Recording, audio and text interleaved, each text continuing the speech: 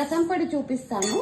1 cup ధనియాలు, అలాగే ఇందులో 1/4 కప్పు జీలకర్ర, అలాగే 1 టీ స్పూన్ మిరియాలు, 1/2 టీ స్పూన్ మెంతులు, అలాగే 10 రెబ్బలు వెల్లుల్లి అన్ని వేసి ఫ్రై చేయాలి.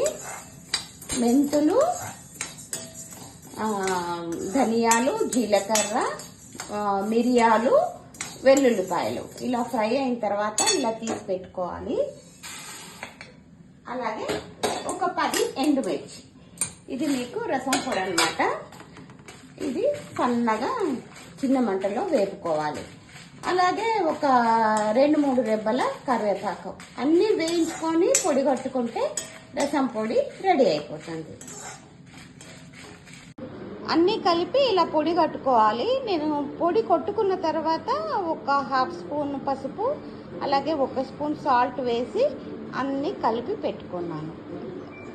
ఇప్పుడు రసం పొడి రెడీ అయిపోయింది. గుమగుమలాడే రసం పొడి.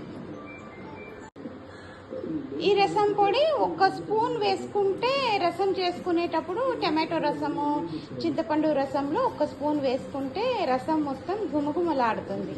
Thank you.